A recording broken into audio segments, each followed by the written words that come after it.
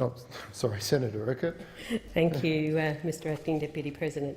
I rise tonight to highlight the work of the Global Alliance on Vaccines and Immunisation and implore the new government to continue to appropriately finance its important work. The mission of the GAVI Alliance is to save children's lives and protect people's health by increasing access to immunisation in the world's poorest countries. Since 2000, GAVI has supported over 240 million additional children who might not otherwise have had access to vaccines and prevented over 4 million future deaths.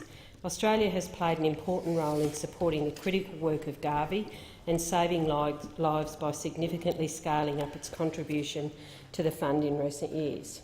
The Australian government under Labor contributed $200 million in direct funding to the GAVI Alliance over the 2011-2013 period.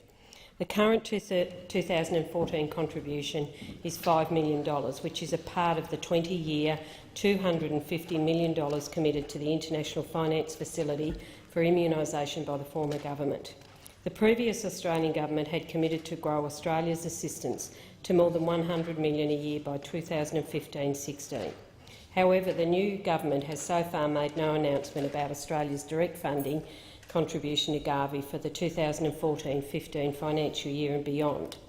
Given the announcement on election eve that the Coalition would reduce Australia's development assistance by $4.5 billion, there is much less in the pot for future pledges.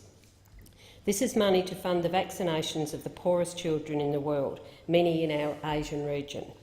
Late last year, the new government announced a reduction in funds to Global Fund to fight AIDS, TB and malaria. Last year, the Australian contribution to the Global Fund was at the historic high of $100 million. Instead of increasing our contribution to the expected $125 million per year, the new government reduced it to half of that, around $67 million per year. The cut is despite countries on our doorstep continuing to battle against the three pandemics. This approach should not be taken in the case of the GAVI Alliance. The government should shield this vital organisation from its cuts. GAVI is consistently one of the most top-performing development organisations in the world. In July 2013, the UK government ranked GAVI as the best value for money for UK aid, while in March 2012 the Australian government ranked GAVI as the strongest performing multilateral aid organisation. In 2012, I travelled to Myanmar with the GAVI Alliance and saw firsthand the organisation's tremendous work for mothers and their children. In Naypyidaw, I attended the GAVI Alliance and Myanmar Ministry of Health launch ceremony for the pentavalent and measles second dose vaccines.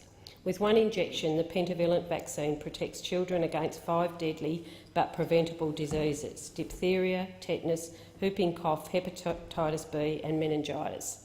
The second dose measles campaign is to target those children who missed out during the first vaccination program earlier that year. The Ministry of Health and GAVI used public launches to highlight the benefits of vaccinations and gain significant promotion across the country. It was heartening at this launch to meet parents and their children who had travelled from the region surrounding Naypyidaw to get their children vaccinated. I found a 6-month-old set of twins waiting for their vaccinations with their mother. She knew from the information provided by the GAVI Alliance and the Myanmar Ministry of Health about the effectiveness of vaccinations. No doubt she would have known people who had suffered illness and mortality from the diseases being vaccinated against that day. She was taking her young children to receive their vaccinations. Yes, they were lining up in the middle of a paddock and the vaccines would be administered in a poorly resourced facility.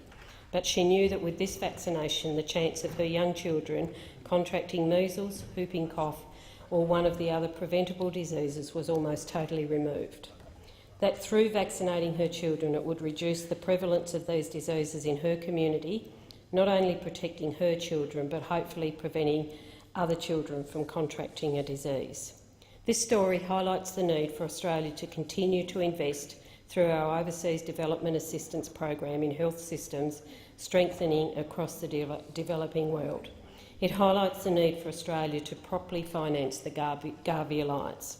The poorest of the poor in our region depend on its work for a chance to beat diseases unheard of in our community for decades.